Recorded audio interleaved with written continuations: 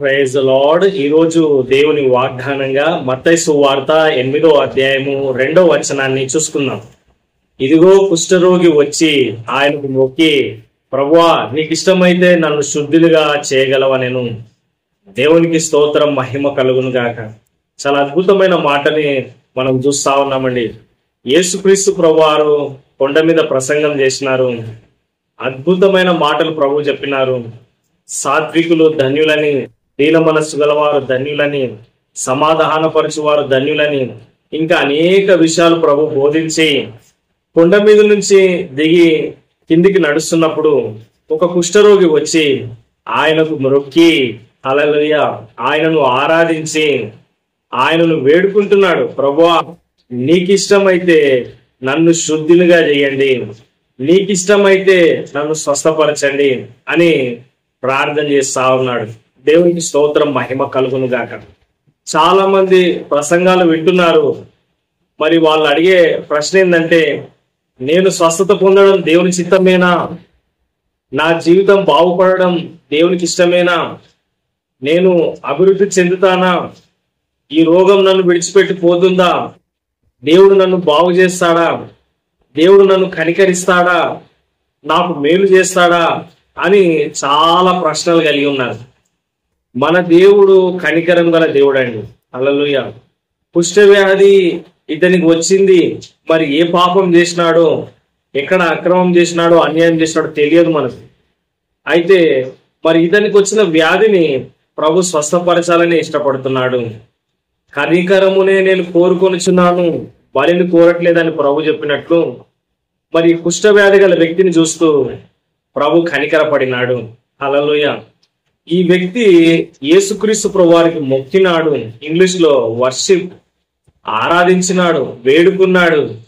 మనం కూడా ప్రభువుని మొక్కి ఆరాధించి ప్రభుని వేడుకున్నట్లయితే, ప్రార్థన చేసినట్లయితే, ప్రభువా నాకు ఈ సమస్య ఉందని ప్రభు చెప్పినట్లయితే ఖచ్చితంగా ప్రభు జవాబిస్తాడండి.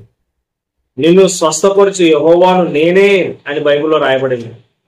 ఎప్పుడైతే ఈ కుష్ఠవ్యాధి గల వ్యక్తి యేసు ప్రభువారిని వేడుకున్నాడో, ప్రభువా మీరు నన్ను స్వస్థపరచండి అని అడిగినాడో, యేసు ప్రభువారు కనికరపడి నా చిత్తమే, శుద్ధుడు కమ్మని చెప్పాను. దేవునికి స్తోత్రం, మహిమ కలుగును గాక. కదండి, కుష్ఠవ్యాధి గల వ్యక్తికి డౌట్ ఉన్నది. అయ్యా నీకు ఇష్టమైతే నన్ను శుద్ధునిగా చేయగలవు అన్నాడు. నీ ఇష్టమైతే కదండి, నిశ్చితమైతే అని అంటా ఉన్నాడు. కానీ ప్రభు ఏమన్నాడండి, నా చిత్తమే, నాకు ఇష్టమే నువ్వు శుద్ధుడు కావడము, నువ్వు బాగుండడం నాకు ఇష్టమే, నువ్వు స్వస్థత పొందడం నాకు ఇష్టమే, నువ్వు జీవితంలో బాగుపడడమే నేను కోరుకుంటున్నానని ప్రభు కేవలం మాటనే చెప్పలేదండి. అతన్ని ముట్టి, హల్లెలూయా, అతన్ని ముట్టి స్వస్థపరిచినాడు.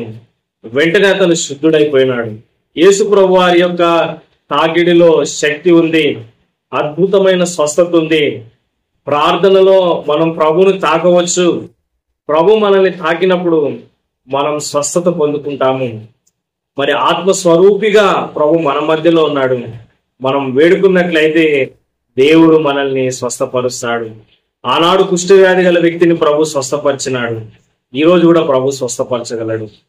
ఈ రోజు కూడా అద్భుత కార్యములు ప్రభు నీ జీవితంలో చేయగలడు. వ్యాధిని తీసివేయగలడు. ప్రతి విధమైన రోగమును స్వస్థపరచగలడు. యేసు ప్రభు వారి వ్యక్తిని స్వస్థపరిచి, నీవు ఎవరితోనూ ఏమి చెప్పకు, మరి మోషే నియమించినట్లుగా కానుకను దేవుడి మందిరంలో సమర్పించమని చెప్పినాడు. దేవునికి స్తోత్రం, మహిమ కలుగును గాక. ఈ రోజుల్లో చాలా మంది స్వస్థతలు పొందుకుంటున్నారు, అద్భుతాలు పొందుకుంటున్నారు. కానీ కృతజ్ఞత లేని వారిగా జీవిస్తున్నారు.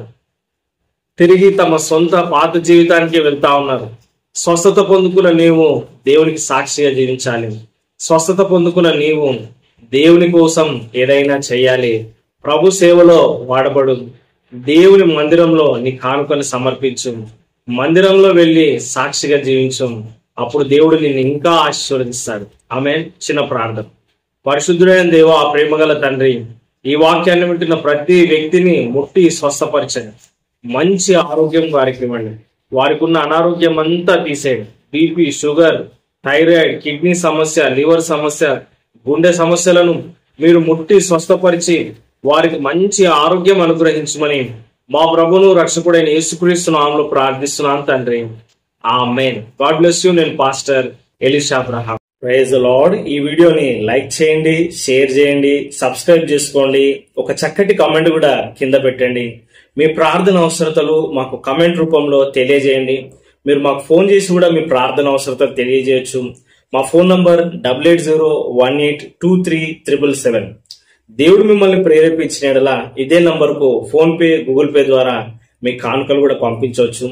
ప్రతిరోజు ఉదయం 6 గంటలకు, తిరిగి రాత్రి 9 గంటలకు ప్రార్థన సహవాసం ఉంది. లైవ్ లో వాక్యాన్ని బోధిస్తా ఉన్నాను. వాట్సాప్ కాల్, ఫోన్ కాన్ఫరెన్స్ లో వివరాలకై మీరు నాకు ఫోన్ చేయండి. కింద కనిపిస్తున్న ఈ నంబర్కు మీరు ఫోన్ చేసినట్లయితే మరిన్ని వివరాలు మీరు తెలుసుకోవచ్చు. మా పరిచర్య కోసం మీరు ప్రార్థన చేయండి. మేము కూడా మీకోసం ప్రార్థన చేస్తున్నాము.